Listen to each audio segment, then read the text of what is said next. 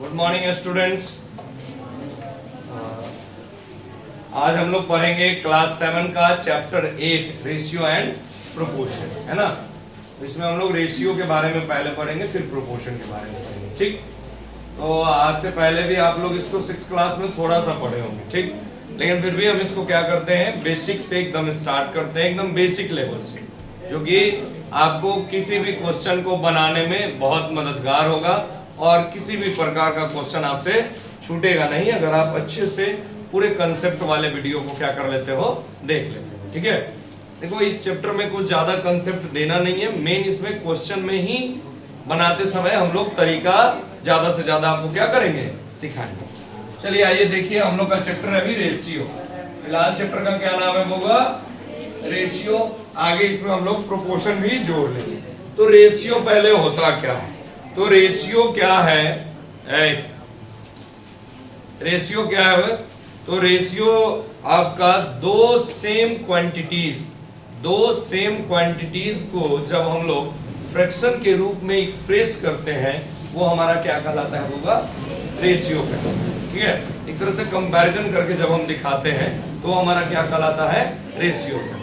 अब यहाँ पे एक वर्ड आया सेम क्वांटिटीज, क्या आया हुआ, सेम क्वांटिटीज। तो सेम क्वांटिटीज कहने का मतलब अब किसी का हाइट का रेशियो हम लोग किससे निकाल दें, किसी के वेट से, ये पॉसिबल है नहीं, क्योंकि कंपैरिजन करना है तो हाइट का ही हाइट से होगा कंपैरिजन।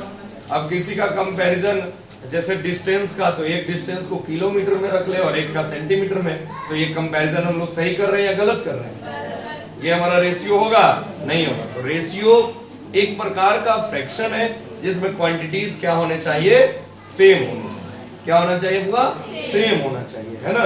तो इसको हम लोग लिख सकते हैं फ्रैक्शन ऑफ द रेशियो। क्या है होगा, रेशियो आपका एक प्रकार का फ्रैक्शन है, फ्रैक्शन ऑफ द सेम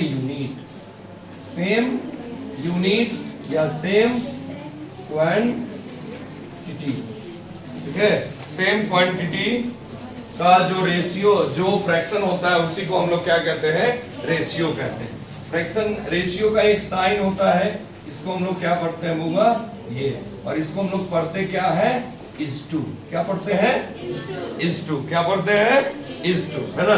तो अब इस टू का मतलब समझिएगा, जैसे आपको क्वेश्चन में इसमें टर्म होते हैं, रेशियो अगर आप लिखते हो जैसे ए रेशियो बी, क्या लिखे, ए रेशियो बी, तो इसका मतलब है ए अपॉन बी। तो इसमें जो ये पहले होता है उसको हम लोग क्या बोलते हैं होगा, फर्स्ट टर्म, यानी पहले वाले टर्म को क्या बोलते हैं, फर्स्ट टर्म, और सेकंड वाले टर्म को हम लोग क्या बोलते हैं, सेकंड, ठीक है। अब देखो क्वेश्चन आएगा लिखने के लिए, तो कभी कभी बी रेशियो 1 भी लिखा रहेगा, ए रेशियो बी भी लिखा रहेगा, तो इसको कैसे पढ़ोगे, या कोई चीज लिख के जैसे बोल दिया कि A:B, क्या बोल दिया, A:B, जैसे हम बोल दिए, अभी मान के चलो बोल दिए कि M:N, इसका मतलब है कि इसको ऐसे हम लोग नहीं, इसको हम लोग कैसे लिखेंगे, M:N, ये हमारा सही होगा। N:M लिख देंगे, ये हमारा क्या हो जाएगा, गलत हो जाएगा। तो फ्रैक्शन रेशियो फ्रैक्शन के रूप में ही लिखना है, लेकिन जिसको इस टू के पहले लिखा जाएगा उसको हम लोग पहले लिखेंगे और उसको बाद में, यानी कंपैरिजन। आप फ्रैक्शन कैसे लिखते थे तो समझ में आ जाता था, जैसे बोलता था कि 5 में से 3, यानी इसको हम लोग, यानी कि 3/5, इसका मतलब क्या होगा, 3 आउट ऑफ 5। हम लोग 3 का कंपैरिजन किए किसके साथ, 5 के साथ, तो उसी को हम लोग क्या करते थे, फ्रैक्शन। तो सेम उसी तरह से रेशियो में भी हम लोग का क्या हो जाएगा बउआ, पता चल जाएगा। रेशियो का कुछ प्रॉपर्टी होता है, 2 प्रॉपर्टी होता है, क्या होता है, 2 प्रॉपर्टी होता है, प्रॉपर्टी ऑफ रेशियो। इसको ध्यान से सुनिएगा, हम दोनों यहाँ पे लिख के दिखा देंगे, आप ध्यान से पहले सुनिएगा। कहता है कि 2 प्रॉपर्टी है रेशियो का, वो क्या क्या प्रॉपर्टी है उसको ध्यान से सुनो।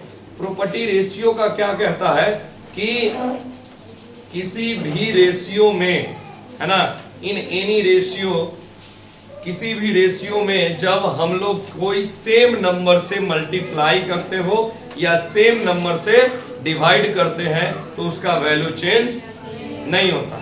सेम नंबर से मल्टीप्लाई करें या सेम नंबर से डिवाइड करें तो उसका वैल्यू चेंज नहीं होता है। यानी कि अगर आपका रेशियो है A/B है और इसमें एक ही नंबर m से गुना भी कर दें और m से यहाँ भी गुना कर दें, तो जो नया रेशियो मिलेगा वो हमारा क्या रहेगा? अनचेंज रहेगा। क्या रहेगा? अनचेंज। अनचेंज का मतलब जो चेंज नहीं हुआ। जैसे देख लीजिए 2/3 था ये रेशियो है हमारा, हम इसमें एक कॉमन नंबर 3 से गुना कर देते हैं, कितना आ गया होगा? 6/9। जब इसको फिर से कैंसिल करेंगे तो ये कितना आ जाएगा? 2/3। बताइए इसमें किसी नंबर से गुना या डिवाइड करने पे कोई फर्क पड़ रहा है? नहीं पड़ रहा है। ठीक है, सेम उसी तरह से A/M या B डिवाइड M, ये दोनों का भी रेशियो क्या रहेगा? अनचेंज रहेगा।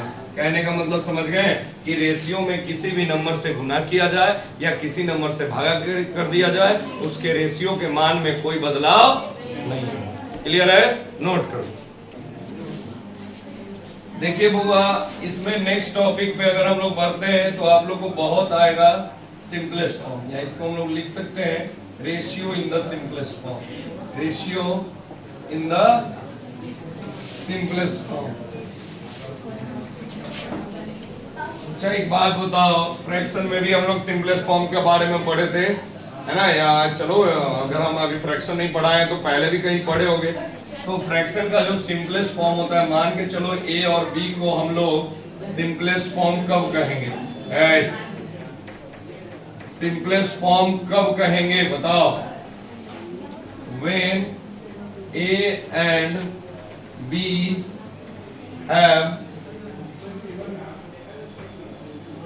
HCF 1, यानी जब A और B का HCF कितना हो जाए? 1 हो जाए, तब उसको हम लोग बोलेंगे कि वो सिंपलेस्ट फॉर्म में है। गांव देहात के भाषा में तो इतना बार काटो, इतना काटो, इतना काटो रेशियो को कि अंतिम में वो कटना बंद हो जाए। अब और उसको हम काट नहीं सकते हैं, उसी को क्या बोलते हैं? सिंपलेस्ट फॉर्म या लघुत्तम।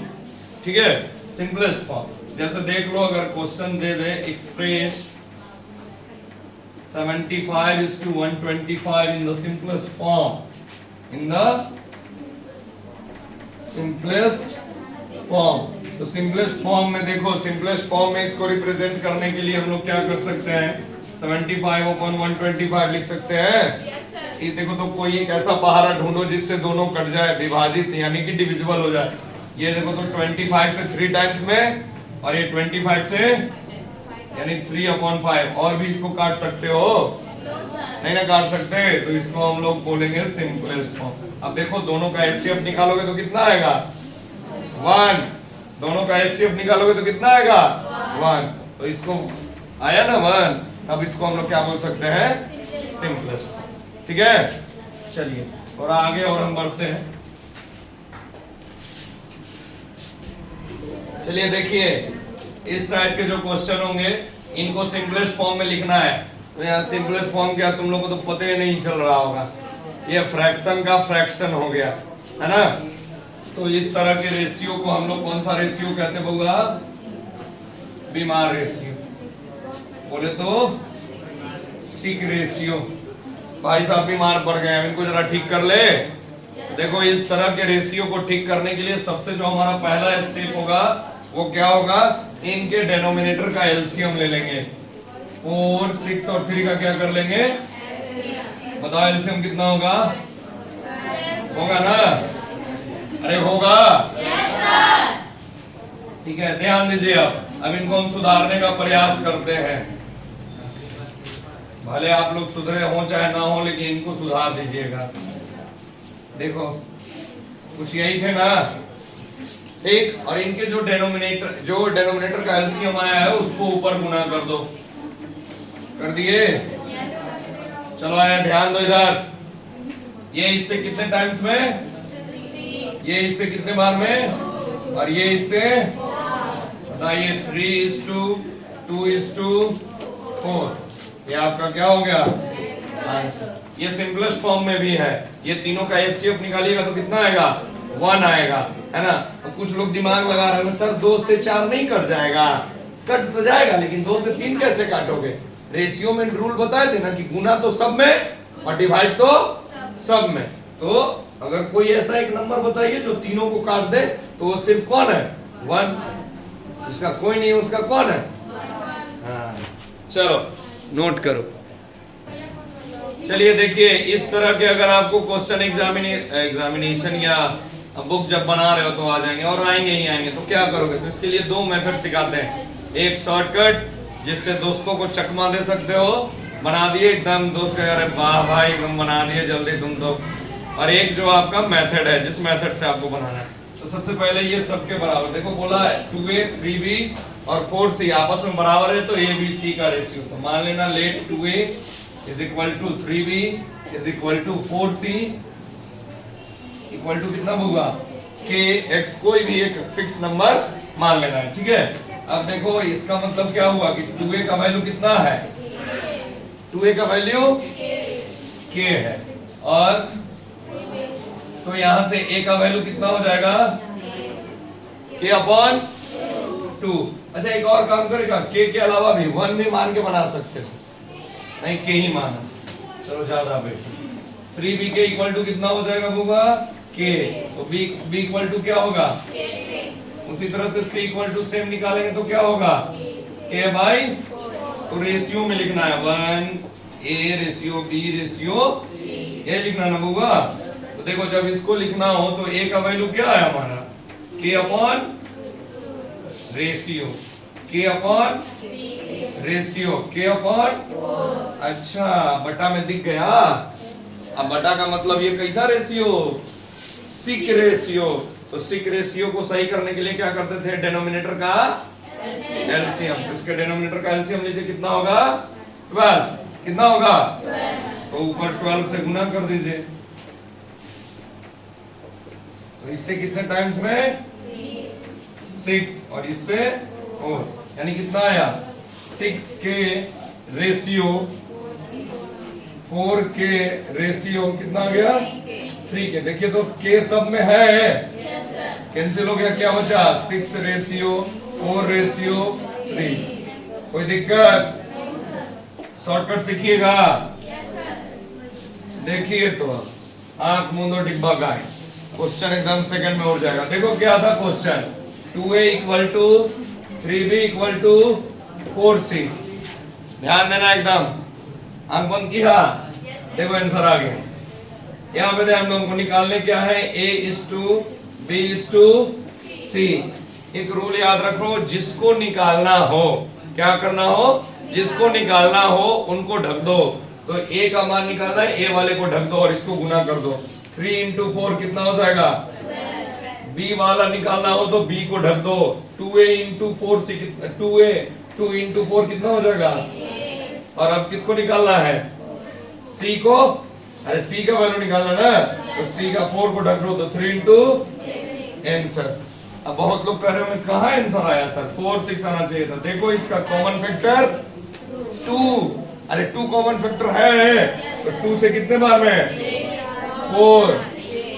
कितना आया? 6 4 हो गया आंसर। यहाँ में लिखोगे तो गलती नहीं है, यानी सीधा सिंपल समझो, इतना निकालने से अच्छा क्या करना है? जिसको पूछे उसको ढक दीजिए और 2 को गुना कर दीजिए। तो a पूछा तो a वाले को ढक दिए, इसको गुना कर दिए।